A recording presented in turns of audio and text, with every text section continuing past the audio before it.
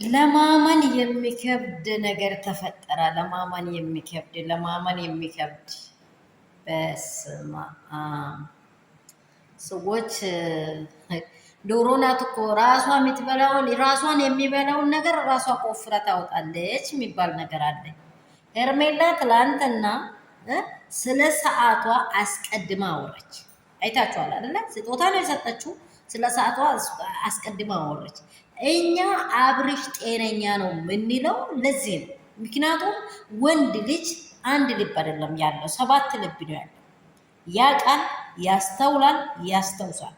ግን በክፉም በደጉም ከእሷ ጋር ያሳለፈውን ነገር እንዲህ ያለ ስህተት እንደተደረገ እንዲህ ያለ ስህተቶች እንዳለፉ እያወቀ ዝም እንዳለ ማሳፈር እምብ እንዳለ ሊገባት ለዚህ ይችል አልቻለም። ገብቶቿል? አልቻለም። ሄርሜላ ሊገባት ፈጽሞ አልቻለም። ነገራት፣ ልትሰማ አልቻለችም። ነገራት፣ ልትሰማ አልቻለችም። ግን በእርግጠኝነት ዛሬ አብርሽ አፈረጠ። የሚገርማችሁ ነገር ሰዓቱን መለሰላት፣ አፈረጠ አብርሽ ማለት ነው።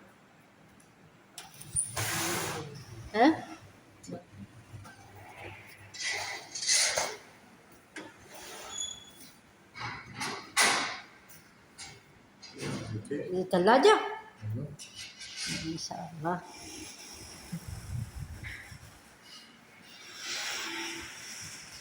እንደዛ አስፈረጠ። ሰላም ቤተሰብ እንደምን አላችሁ? ሁሉ ሰላም ነው? መልካም ነው ወይ? ሰዎች ስለመጡ ነው ቪዲዮን ጨረስኩም። አብርሽ ደግሞ በሰዓቱ ላይ የተሰራው ሴራ እኔን እንደዚህ አድርጎኛል ብሎ ተናግሯል። ስለተናገረ ሄርሜላ እንግዲህ ሰዓቷን ተቀብላለች።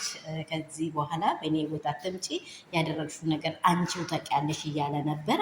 በጣም የሚያሳዝን ለማመን የሚከብድ ነገር። ኤፊና አብርሽ ሰዓቱን መልሷል። ሄርሜላን ተቀብላለች። በጣም የሚደንቅ ነገር ነው። እናንተ ደግሞ ቪዲዮን የሰማችሁት ሄር ላይ አድርጉ፣ ሰብስክራይብ አድርጉ። ሰዎች ስለመጡ አልጨረስኩም። እንግዲህ ሰው ሀገር ያለ ነው እንደዛ ነው። ሰላማችን ትርፍርፍ ይባል። ማፍሽ አዲ ካሌን